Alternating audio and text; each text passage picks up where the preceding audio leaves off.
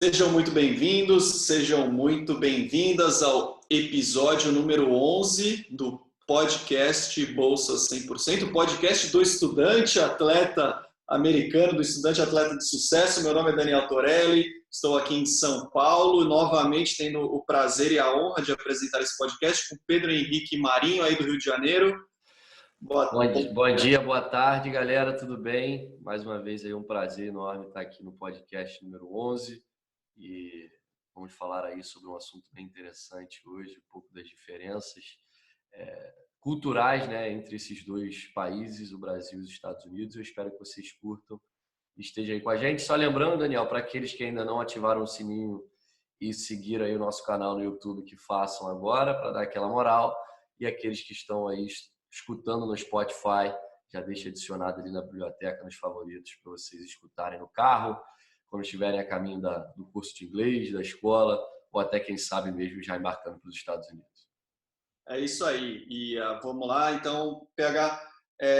geralmente a gente pega assim os top 5, né? Os assuntos top 5 das semanas que a gente recebe, seja por e-mail ou pelo Instagram, ou até pelo Facebook e YouTube, né? E foi curioso que essa semana alguns pais vieram com algumas perguntas com relação a essas diferenças, né, entre Brasil e Estados Unidos, seja diferenças culturais ou diferenças em geral, né? E aí eu peguei algumas coisas que eles falaram e aí eu queria te fazer essas perguntas agora para a gente passar um pouco para eles, até para eles não se preocuparem ou se prepararem antes de chegar nos Estados Unidos. E a número 1, PH, é com relação à afetividade. E por que eu falo sobre afetividade? Porque nós, brasileiros, nós somos conhecidos por sermos assim, um povo mais caloroso, mais afetivo e que faz amizade mais fácil. A gente costuma puxar conversa, a gente costuma ser mais aberto, né? Porém, nos Estados Unidos, entretanto, como é que você vê essa situação da afetividade? Eles são diferentes, eles prezam por ter um espaço assim mais reservado. Como é que funciona isso lá, pela tua experiência na universidade com o povo americano? É bem diferente, né? Eu lembro até quando eu estava chegando nos Estados Unidos, a gente teve minha primeira faculdade em Hertford. A gente chegou, a nossa casa ainda não estava pronta para a gente mudar, a gente ficou na casa da mãe do landlord, que a gente tinha alugado a casa por cerca de 4 dias, e a gente já sentia ali de cara, né, um grande choque, uma diferença, né? Ela dava bom dia, boa tarde, boa noite e simplesmente era aquilo, não tinha aquela afetividade, como você bem falou, que a gente encontraria no Brasil de repente, né? Ter um café da manhã de boas-vindas para o novo vizinho, para a pessoa que você vai alocar a casa, enfim.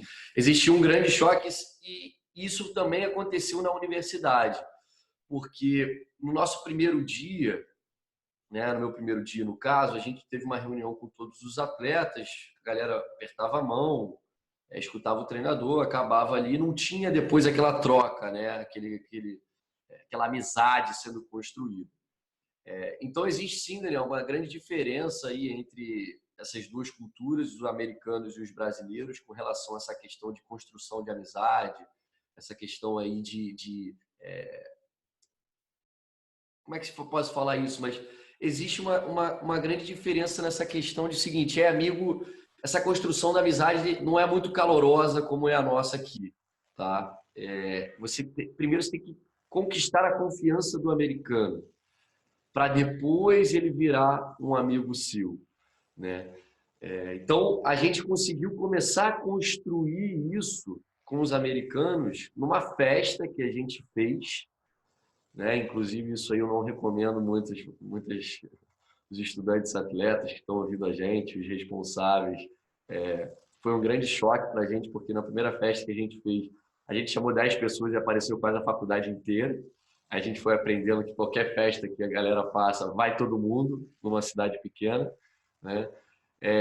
E a gente começou a construir esse laço de amizade aí. Por quê? A gente mostrou o nosso lado, né? Quando eles chegaram lá, já tinha o petisco, já tinha uma bebida para a galera, já estava tudo organizado. E nos Estados Unidos, a festa, cada um leva o seu, né? Não existe esse laço de amizade. Nós brasileiros, a gente, quando faz uma festa, a gente, pô, se você é o dono da festa, você bota ali para a galera, no máximo a galera traz uma coisinha ou outra para ajudar, mas nos Estados Unidos é totalmente diferente, cada um leva a sua coisa, não existe esse laço de amizade. Então, existe sim uma grande diferença nessa questão do lado afetivo, mas o mais difícil, eu acho que é conseguir a confiança, né, do americano. Depois que a gente conseguiu a confiança do americano, a gente sempre, os brasileiros chegavam, porque era a quebra de gelo da galera, né? Os brasileiros chegavam, já falavam com todo mundo, a pessoa que a gente nunca tinha visto, fala aí, de onde você é? Já começava aquele bate-papo, né, mais a fundo, enquanto os americanos, eles são muito mais reservados. Uma coisa bem interessante, que eles vão sentir a diferença quando chegar lá, esses estudantes atletas, é que dificilmente tem essa questão assim, pô, vamos lá em casa jogar um videogame, vamos fazer isso, vamos fazer aquilo. Não tem muito isso, entendeu? E aí, quando o brasileiro chega, ele consegue quebrar esse gelo e ele constrói, né, o senso de comunidade, que eles falam lá nos Estados Unidos, muito mais forte do que qualquer outro americano. Mas não se assustem quando vocês chegarem lá e todo mundo não te derem aquele welcome, né? Caloroso, igual você receberia quando chega num clube aqui no Brasil, ou quando você chega numa empresa, onde já tem um happy hour logo no primeiro dia. Isso é normal. E uma coisa até que eu me lembrei agora com você falando sobre os americanos, que eu senti muita diferença, onde eu trabalhava, quando eu pegava o elevador, logo de manhã, quando eu chegava no escritório, sempre entrava no elevador e falava, hi, good morning, bom dia, né? Tipo, eu nunca olhava de canto de olho assim, o que esse cara tá falando aí? Eu nunca recebi um bom dia de volta. Existe uma grande diferença, principalmente aqueles que você ainda não conhece, né? Mas eu acho que a receita é conseguir a confiança desse americano, porque mas jamais vai ser uma amizade igual a do brasileiro. Aí você chama para um churrasco, você chama para isso, você chama para aquilo.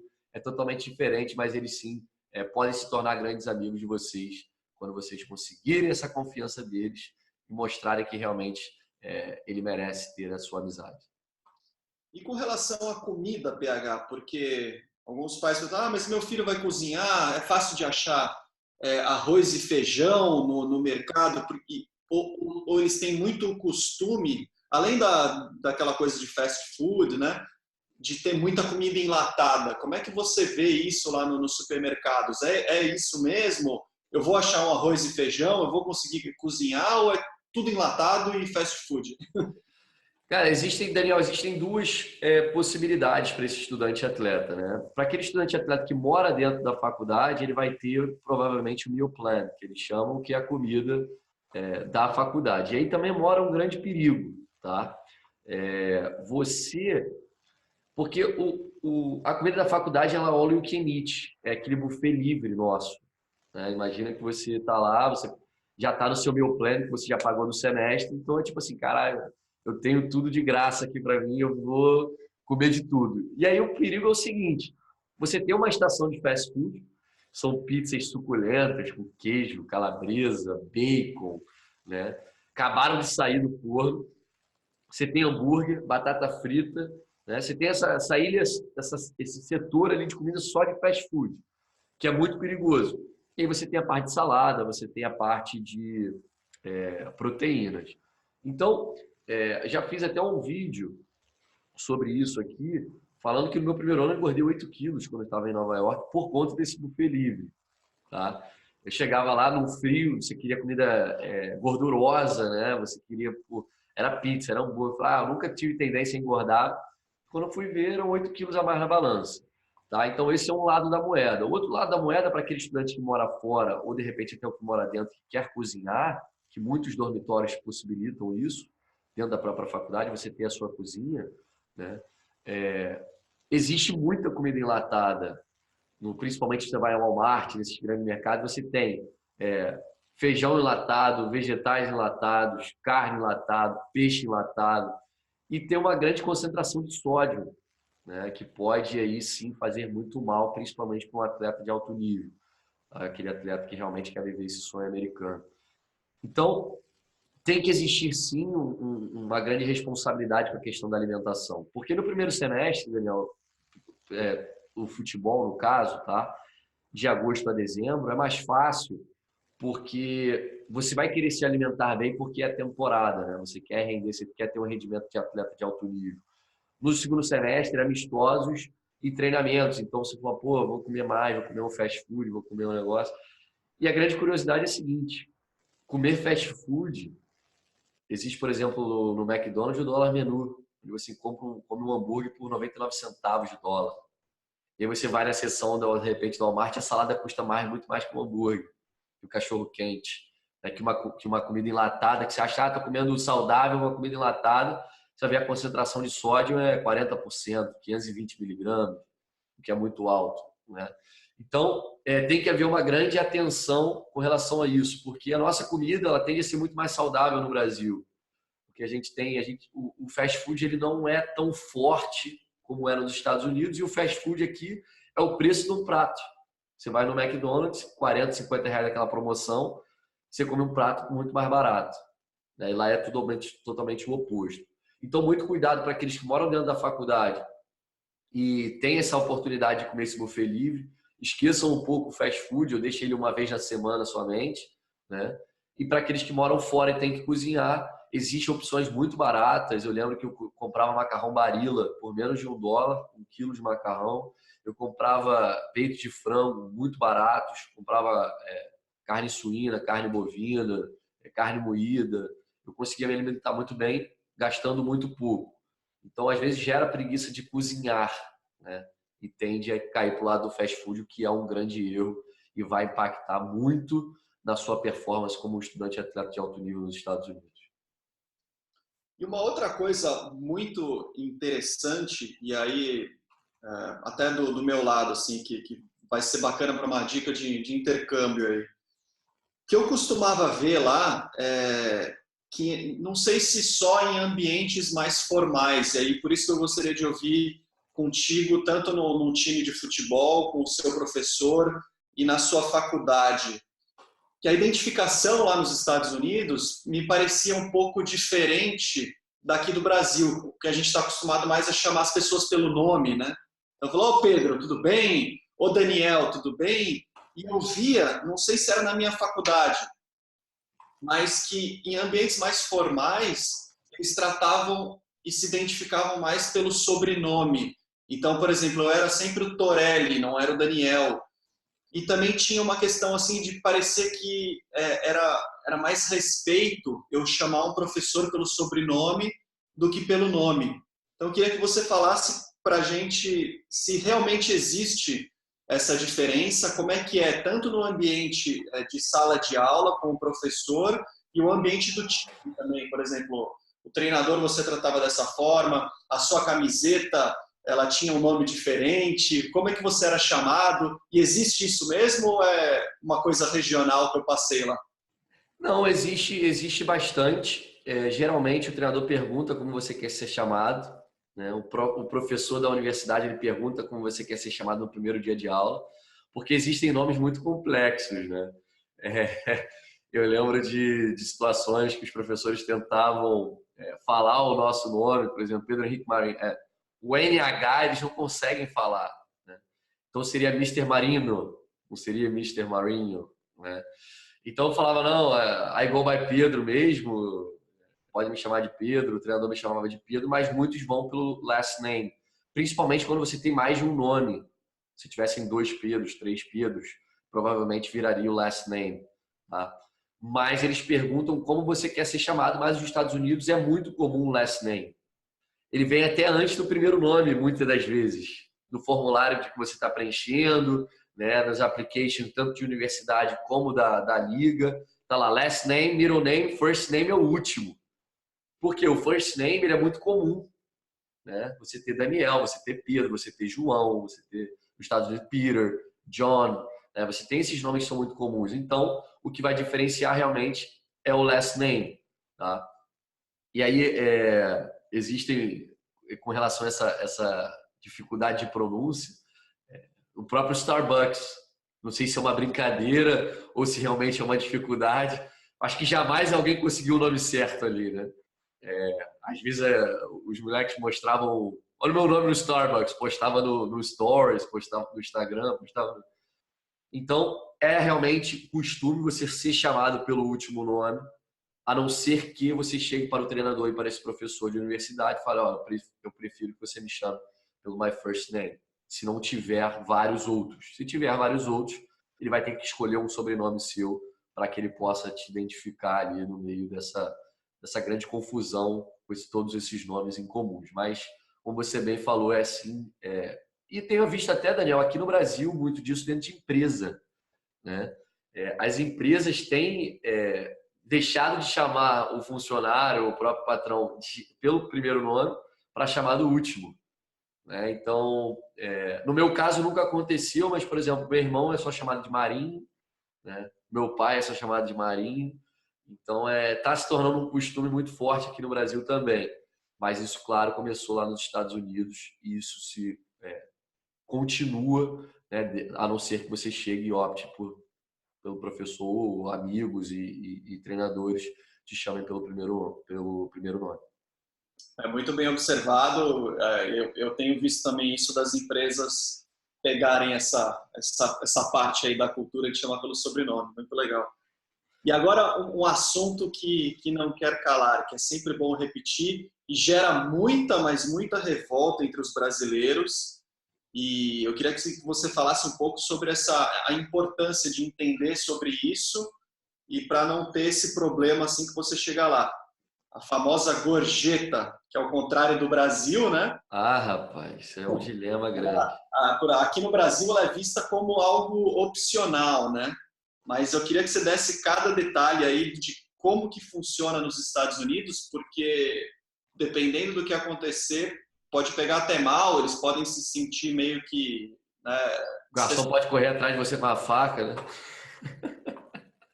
Tô brincando. Mas é realmente uma cultura muito forte. Por que acontece? Assim como o estudante atleta, geralmente essas pessoas que trabalham em bar, elas recebem um salário mínimo, né, pago por hora. Então, como é que a grande receita deles vem da onde? Por que a gente às vezes acha, pô, fulano só quer trabalhar de bartender, né, que aquele pessoal que faz o drink nos bares e restaurantes. Pô, fulano só quer trabalhar de garçom e ganha dinheiro. Por mais que ele receba um salário mínimo, grande parte ou a maior parte, né, do salário deles vem de gorjetas, as famosas tips, né, que eles chamam. E qual é a diferença da nossa para deles, Daniel? Aqui está meio que embutido, né, o 10%, 15% do serviço. E acaba que a gente nem vê. A gente simplesmente assina lá o cartão e vai, né? A gente já está o valor embutido. Os Estados Unidos não. Ele não tem nada embutido. Por mais que ele seja opcional, ele é um serviço meio que obrigatório, né, para o cara se remunerar. Daí o brasileiro, não, pelo fator cultural, ele paga a conta, às vezes sabendo ou não, fala, não vou dar gorjeta, não quero dar gorjeta, não me sinto sob obrigação de dar gorjeta. Ou às vezes não sabe como funciona e simplesmente não paga nada e vai embora. Isso, claro que pode ocasionar um mal-estar, tá? Porque o funcionário ali, o garçom, o bartender, ou a pessoa responsável, ele conta com aquele dinheiro já. Tá? E aí o que acontece? Você tem a opção, hoje nos Estados Unidos o mínimo é de 15%, 18% e 20%. Você tem essas três opções de gorjeta, se você quiser dar mais, obviamente, você pode. Mas o mínimo considerado é 15% do valor total da conta. Tá? Então, para todos aqueles que estão escutando a gente, tanto os responsáveis como os estudantes atletas, por favor, pensem 30 vezes antes de não deixar uma gorjeta, se você pensa realmente em voltar a esse restaurante, porque eles podem marcar a sua cara e falar assim, aquele brasileiro ali não me deu gorjeta. Né? E existe, desculpa interromper, e existe isso de que se eu dei 15%, é porque eu não fiquei muito satisfeito com o serviço. Se eu dei um pouquinho mais, é porque eu fiquei mais satisfeito. Se eu dei 20%, é porque eu estou completamente satisfeito. Geralmente quem dá os 20% são os americanos, que sabem como é que funciona o sistema. Né? Porque uma coisa é certa, Daniel, uma vez que eles comecem a trabalhar, se eles trabalharem, né, esses estudantes atletas um dia trabalharem como bartender e garçom, eles vão dar sempre 20%. Entendeu? Porque eles sabem a dor que é quando eles veem que deu o mínimo ou não deu nada. Né? eles perderam essa grana aí do dia. E uma coisa bem interessante é que a partir do momento que você tem uma mesa com 6 ou mais pessoas, esse valor ele já é incluso. E os 18% já são adicionados na sua conta. Então é como se fosse a nossa aqui. Você vai no restaurante, está lá os 10%, inclusos. Você pode pedir para tirar. É um direito seu aqui. Né? Mas lá nos Estados Unidos, dificilmente isso acontece, porque eles são muito bons na prestação de serviço, porque eles contam com essa gorjeta. Então, galera, é um fator cultural dos Estados Unidos, eles contam com isso. E se você quer, sim, se adaptar o mais rápido possível à cultura americana, você tem que aderir aí às famosas tips, as famosas gorjetas para os americanos. Então, geralmente, quando a gente chega e vê lá no cardápio, o prato custa $9, você tem que embutir ainda a tip e a taxa, né? Que é por fora. Então, o serviço de imposto, ele é separado, ou seja, você tem que pagar ele. Mas, por exemplo, eu gastei $10 no prato, aí vem lá 10% de taxa, né? Você tem ali $1 da taxa do imposto, vem separado, você sabe exatamente o quanto que você está pagando de imposto. Diferente daqui do Brasil, que é tudo embutido, você não tem ideia nenhuma do que você está pagando. Então, são essas as diferenças aí com relação aos impostos e gorjetas entre Brasil e Estados Unidos. Muito bem observado aí o que você falou. Parece que a gente só aprende a dar quando a gente recebe, né? Então, eu lembro que eu tinha uma renda extra lá, eu trabalhava como barista, né? Então, eu fazia aqueles desenhos no café, eu tirava café. Eu tinha um salário de $2.000, $2.500, que eu trabalhava muito, que era pago por hora, né? Depois eu até vou tocar sobre esse assunto. E com as tips, chegava às vezes a 3.500, $4.000 eu cheguei a ganhar. Então, pô... É grana, muita grana. Muito dinheiro. Então, e sempre que eu ia em um restaurante, eu sabia que o cara lá também estava na mesma situação que a minha, né? Sim. Então, eu dava também, bem bacana sobre isso. E aproveitando que a gente está falando sobre dinheiro, eu queria falar sobre a questão do pagamento nos Estados Unidos, né? Porque aqui no Brasil, a gente está acostumado a receber um salário mensal, né? As empresas nos pagam mensal, um valor fixo que já foi pré-estipulado, e eu sei que isso também pode acontecer nos Estados Unidos, mas o que é o mais comum? Você até já falou um pouco sobre isso, né? Pagamento em hora, como é que funciona isso daí? Ele é pagamento em hora, né? Você recebe um valor que nada é mais justo, né? Você recebe a hora trabalhada, você não tem um salário fixo mensal. Se você tem uma carga horária hoje de 3 horas, né? Foi no trabalho hoje 3 horas, amanhã você trabalha 5, você tem 8 horas aí acumuladas no seu mês para você receber, né? E além disso, Daniel, e aí o salário, você tem um salário mínimo por hora, ele não pode ser menor que isso, tá? E aí você tem os salários aí, geralmente, né, você tem esse salário mínimo, né? E eles gostam muito de falar também o quanto você vai receber anualmente, né? Qual vai ser o seu salário? Vai ser $80.000 ano, $50.000 ano, $60.000 ano. O que a gente está muito aqui na cabeça mensal, mensal, mensal, no Brasil, lá eles hora, quanto vão receber por hora e o valor anual, né? Para eles terem essa projeção ano, para você ver como é que é o planejamento deles. Nosso planejamento é mensal, mensal, mensal, e o planejamento dos caras é anual, tá? Então, hoje eu fiquei com a cabeça até um pouco mais americanizada, eu penso sempre no valor anual, quanto que vai ser aquele valor anual e não mensal, que me permite um planejamento melhor. E uma outra curiosidade, que a gente está acostumado aqui com um mês de férias, né, como trabalhador. E isso lá não existe, ainda mais férias remuneradas, né? Você tem que chegar a um acordo com o seu patrão. Dificilmente você vai receber esse valor por hora que você está quando você trabalha. Então é totalmente diferente a cultura com relação a isso. Todo mundo tem 30 dias de férias com regime CLT aqui no Brasil. Nos Estados Unidos só tira férias se você realmente quiser. Tem até o Alex, que fez parte de um podcast nosso, um estudante, junto com a esposa dele. Ela tira férias quando a família para que ela trabalha tira férias. Entendeu? Porque aí ela consegue não perder trabalho. Ela está deixando de ganhar porque eles estão viajando, né?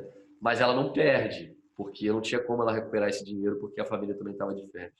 Então, existem algumas diferenças, sim, com relação a esse recebimento, esse valor pago por hora, projeção anual e as férias que a gente está acostumado aqui, são férias diferentes lá nos Estados Unidos. Eu até assim, bem lembrado, né, dessa questão do anual, é muito interessante. Eu senti isso um pouco lá no mundo corporativo, né? Uhum. As pessoas ficavam, né, naquela competitividade, né? Mas quanto que um advogado ganha anualmente? Quanto que um engenheiro ganha anualmente? Quanto um administrador? E eles sempre perguntavam para mim, e você faz quanto anualmente? Eu ficava, pô, sei lá, eu ganho. É muito comum isso, essa projeção anual deles. Exatamente. Eu estava até conversando com um amigo, que é até treinador, né? Foi meu treinador na universidade, jogou comigo, ele se formou um pouco antes que eu. E ele está fazendo agora um PhD, porque a partir do momento que você tem um PhD, você recebe um mínimo aí de $100 mil anuais. Entendeu? Então a cabeça já fica voltado para esse valor anual também. Então é bem interessante essa diferença de cultura. Você tem o muito bom disso tudo, Daniel, que é que você aprende muita coisa, né? Porque você ter cultura muito parecida, acaba que você não tem margem para crescimento. Acaba que você não tem margem para crescimento, né? E torna as coisas muito iguais. E os Estados Unidos e o Brasil são totalmente opostos. E aí você pode absorver o melhor de cada um, né? E essa questão aí, eu aprendi muito com essa questão da projeção anual, né? Da projeção no sentido de férias, né? Nos Estados Unidos isso não tem. Você tira férias se você quiser, tá? Geralmente a pessoa tira, não é que ela vai trabalhar para sempre sem tirar férias.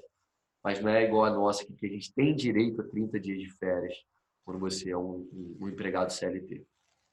E uma outra coisa, eu sei que a gente lida com muitos jovens, né? A partir dos 14, 15, 16 anos até 24 anos. Eu sei que o foco é para se tornar um estudante atleta de alto rendimento, um estudante atleta de sucesso nos Estados Unidos, então precisa priorizar a parte de treinamento, alimentação, uma vida de atleta. Porém, PH, eu sei que nos Estados Unidos também tem bastante festa, tem bastante farra, como se mostra nos filmes americanos, e são festas boas, universitárias, que vale também aproveitar um pouquinho, com moderação. E aí tem uma coisa interessante, que é até uma preocupação dessa família, né? A questão de maioridade nos Estados Unidos. Ela é diferente do Brasil. Eu lembro que tem lá, acho que 3 fases dessa questão de maioridade, né? Aí é mais uma pegadinha. Não sei se você lembra todos, porque eu sei que é bastante informação. Mas eu lembro que tinha 16 anos, tinha alguma coisa, 18 anos e 21 anos. O que você lembra mais ou menos? Como é que funciona? Exatamente. Isso aí a galera tem que ficar bem atenta, né, com relação a isso. Os 16 anos de treino no Brasil você já pode ter a permissão para dirigir, tá? Mas essa permissão ela é dada desde que você tenha alguma pessoa de maior idade ao seu lado, dirigindo com você. Você já pode responder, inclusive, aí, ó, se você fizer besteira, né? Não é que você tenha que ter um responsável do seu lado.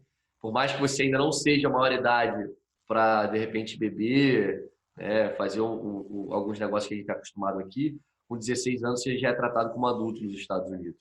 Então você já sabe muito bem e você pode das coisas erradas que você está fazendo e pode responder sozinho pelos seus atos, tá?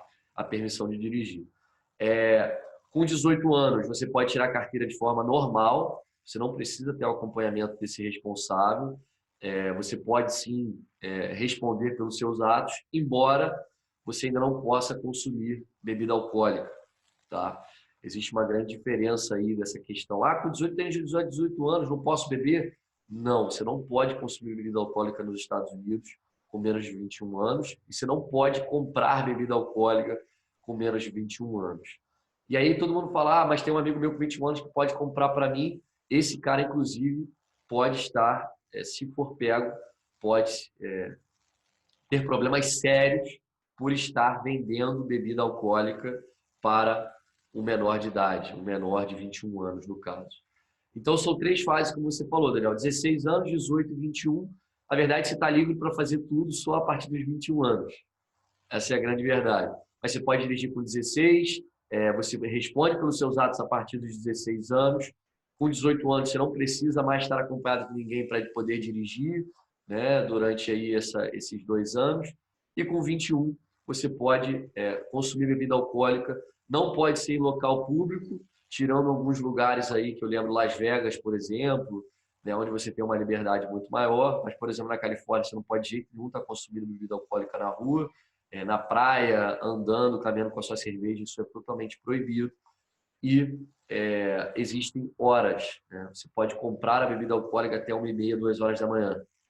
Você não pode comprar após disso, né? Aí muita gente se pergunta por quê? Porque os Estados Unidos, os americanos, com relação a essa parte aí de bebida, eles são muito loucos, né? Eles não têm controle emocional nenhum. Então, são aquele tipo de pessoa que começa a beber e não para mais, tá? E então tipo, botaram regras aí que, por exemplo, você vai a uma boate, como em São Paulo aí eles falam, como é que eu até esqueci? Balada. Balada, exatamente. Você vai até 1h30 da manhã, o last call, né? Você não pode comprar mais bebida, acendem as luzes e você não pode, você tem que ir embora. As house parties, por exemplo, se tiver muito barulho, a polícia bate e termina com tudo, né? Então, existe um grande controle com relação a essa parte de bebida e também tem as famosas leis secas espalhadas aí pelas ruas, que eles chamam de checkpoint, né? São as leis secas deles. E se você tomar uma multa de lei seca, no caso eles chamam de DUI, né? Driving Under Influence, a sua vida como estudante atleta ela pode ter sido arruinada. Você pode ser preso, você paga quase US$ 10.000 entre advogados e multas e pode, inclusive, ser deportado dependendo se você machucou outras pessoas nesse acidente, se vier a falecer alguém. Então, é um assunto muito sério com relação a essa parte de idade. Não consuma bebida alcoólica se você tem menos de 21 anos. Você pode jogar todo o planejamento que você teve como estudante atleta de alto nível, né, fora por um simples erro que você cometeu por conta de idade ou comprar bebida alcoólica de uma pessoa mais velha, que pode estar colocando em risco também esse jovem que te vendeu a bebida. Você falou um termo meio interessante que você também explicou aí, que é o last call, né? Isso daí foi um choque para mim, que assim, é inacreditável, né? O last call é assim, a última chamada. Se você quiser pegar uma bebida no bar, é a última chamada. Tem 30 segundos para fazer isso. E aí é aquele desespero e assim, você pega a bebida, eles tocam o sininho e depois disso, quando se acendem as luzes das baladas, das boates, das casas noturnas, eles literalmente te varrem para fora da e é muito rápido essa varrida. E isso eu não acreditava. Eu falei, eles estão realmente me varrendo para fora, pô, eu paguei para estar aqui, né? Aquele negócio do brasileiro, pô, quem é você para fazer isso em cima de mim? E é isso mesmo que acontece, né? Exatamente. E além disso, eles são muito... Por que disso, né? Eles tomam multa. Você vê que você tem que até sair da calçada de frente da boate, né? Se você estiver ali, mesmo sem estar bebendo, não pode, mas se estiver um pouquinho alterado, eles tomam multa, podendo até fechar o estabelecimento. E outra coisa que eles são muito rígidos com relação a essas casas noturnas é o estado em que você está. Se você estiver muito bêbado, eles te expulsam. Não tem nem conversa. Se você estiver enrolando a língua na fila, você nem entra, né? Então a rigidez ela é muito forte, você tem que se acostumar com isso. Se você quer realmente se acostumar à cultura deles. É o jeito deles de funcionar as coisas, vem dando muito certo, né? E não ache você que você vai conseguir mudar toda essa cultura americana com relação a essa parte aí da vida noturna, bebida alcoólica e entretenimento. Viu? E nós estávamos uma vez num bar balada, né? Que é muito comum lá, aqueles pubs, né? Isso, e tinha algumas mesas altas, a gente estava sentado, tomando cerveja, tudo, e eu tive um dos meus amigos, ele tinha bebido umas ou outras, só que ele estava muito cansado também, estava bem cansado, e foi exatamente o que você falou, ele abaixou a cabeça para dar uma cochilada, assim, foi coisa de 2 minutos. Quando ele abaixou a cabeça para dormir, o segurança já pegou ele, chutou para fora, você tá bêbado, bêbado aqui não fica. Então, exatamente isso que você falou, muito bem. Exatamente. Eu vi alguns amigos, inclusive, uma vez eu estava no meu aniversário, a gente foi Eu não tinha nem bebido nada ainda, mas eu tava feliz, foi todo mundo. E eu tava, porra, todo mundo. E o cara me achou meio emotivo demais, achando que ele me tirou do lugar, fez uns testes comigo, né? Andei em linha, fiz o 4, conversei com ele, e aí ele viu que realmente eu não tinha. Eu falei, cara, não consumi nada ainda. Eu acabei de chegar, mas é meu aniversário, veio com todos os meus amigos. Ele, não, desculpa, você pode voltar então pro local. Então, eles são muito rígidos com relação a isso realmente. E se você estiver destoando da multidão, seja muito alegre ou bêbado, descansado, provavelmente você vai ser retirado daquele local, né? Beleza. E para a gente fechar então esse podcast, PH, é um assunto, uma diferença que não tem muito a ver com a parte de intercâmbio esportivo, né, de um estudante atleta, porém é um assunto que interessa muito às famílias também. Eu não sei como é que funciona isso, mas eu via lá muito que as escolas públicas nos Estados Unidos, ao contrário do Brasil, eles possuem uma ótima qualidade de ensino, né? E o que eu achava muito interessante era a questão também além dessa ótima qualidade de ensino, era a seleção, como é que funcionava essa seleção? Como é que eu posso ir para uma escola pública? E era meio que regional isso, então as famílias tinham que colocar as crianças de acordo com onde eles moravam, né, na região que eles moravam.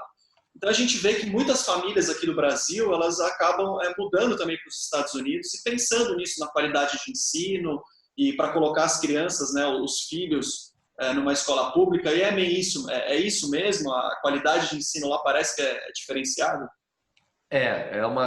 Escolas públicas nos Estados Unidos são fantásticas, toda a estrutura esportiva também para aqueles que querem fazer. Agora, Daniel, existe um grande risco aí, tá? Muitas famílias não conhecem.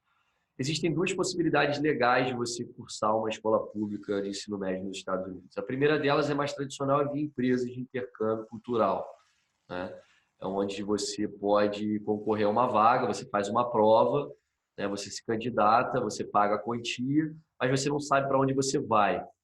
Eles estão até estudando a possibilidade hoje de haver o self-placement. É você escolher onde você quer estudar, mas ainda não é uma coisa possível, tá? Então, você vai lá, você paga o valor, né? Hoje eu acho que está entre 40 e 50 mil reais. Você tem direito à família, né? À alimentação e estudar nessa escola pública, tá? E aí, você pode escolher, de repente, 3 estados. Ah, quero Califórnia, Flórida e Arizona. Mas não necessariamente você pode cair nesses 3. Mas você tem prioridade para cair nesses 3 pagando uma taxa extra. E aí, o que vai acontecer? Você pode saber, vamos dizer que você vai embarcar em setembro de 2020. Você pode saber para onde você vai agora, tá? Ou você pode saber 5 dias antes do seu embarque. O que já aconteceu com algumas pessoas, inclusive atletas que depois vieram a ingressar em universidades para virarem estudantes atletas, né? Para se tornarem estudantes atletas. E essa é uma possibilidade, tá? A segunda é a família se mudar para os Estados Unidos, mas com um visto que permita o filho estudar em uma escola pública. Porque se eu vou para os Estados Unidos com visto de estudante, meu filho não tem direito a estudar numa escola pública, embora muitos façam. Mas aí o que vai acontecer? Ao momento dele se formar no high school, ele pode não ter o diploma.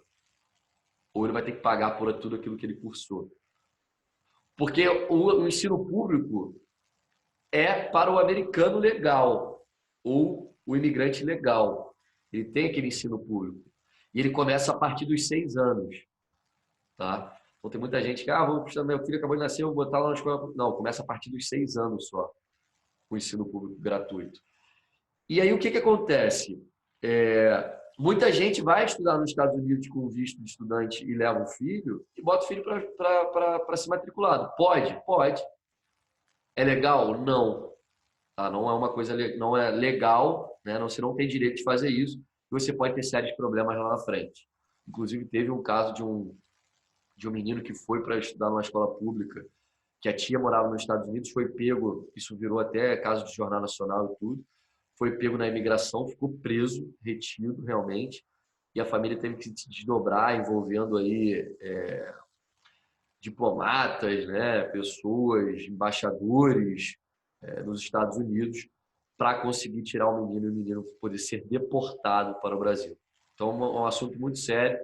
Tomem conhecimento antes de fazer qualquer movimento em direção aos Estados Unidos com relação ao ensino público, que o ensino público só tem direito realmente àquele imigrante ou americano legal no país.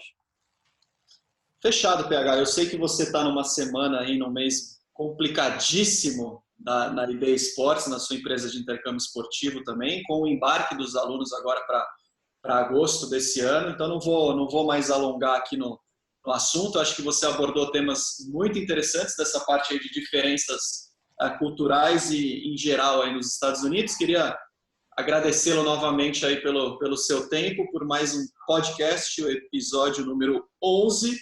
E brigadão então, PH. Valeu! Valeu, galera. É um prazer aí.